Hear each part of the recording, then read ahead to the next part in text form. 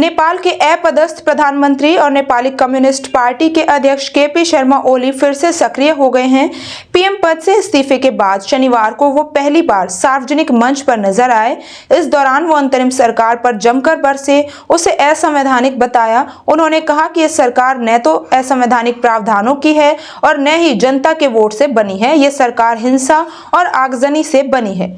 बोले, हम देश छोड़कर नहीं भागेंगे। भ्रष्टाचार के आरोप और सोशल मीडिया पर बैन के खिलाफ हिंसक प्रदर्शन के बीच 9 सितंबर को प्रधानमंत्री पद से इस्तीफा देने के बाद अपनी पहली सार्वजनिक टिप्पणी में ओली ने कहा कि इस प्रचार की सरकार को क्या लगता है कि हम इस देश को सौंप देंगे और विदेश भाग जाएंगे। हम देश छोड़कर नहीं भागेंगे। हमें कानून व्यवस्था बहाल करके और संविधान को सही रास्ते पर लाकर देश का निर्माण करना है।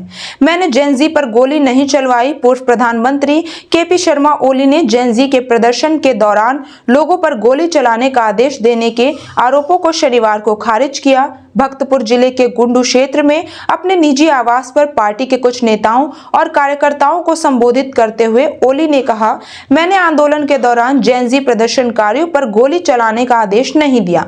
सुरक्षा प्रदान करने की मांग। पिछले हफ्ते प्रधानमंत्री पद से इस्तीफा देने के बाद अपने बयान में ओली ने कहा कि प्रदर्शनकारियों पर ऑटोमेटिक बंदूकों से गोलियां चलाई गई जो पुलिस के पास थी ही नहीं। उन्होंने मामले की जांच की मांग की। ओली ने मांग की कि सरकार उन्हें सुरक्षा प्रदान करे। उन्होंने कहा कि अगर वे अन्य सुविधाएं वापस लेने का फैसला लेते हैं तो कम से कम नेताओं को सुरक्षा प्रदान तो की जानी चाहिए।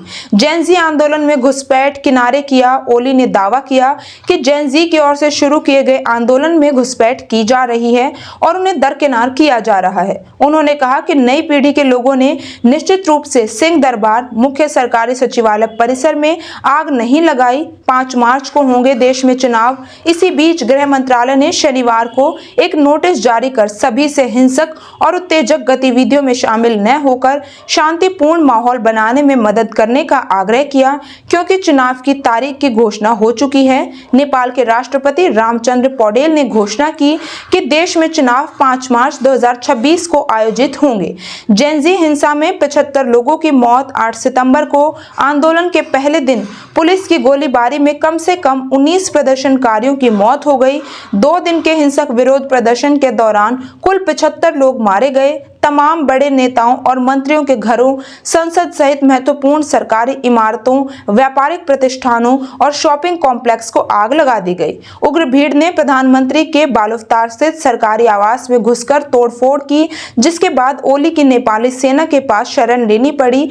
बाद में पूर्व मुख्य न्यायाधीश सुशीला कार्की के नेतृत्व वाली अंतरिम सरकार का गठन 12 सितंबर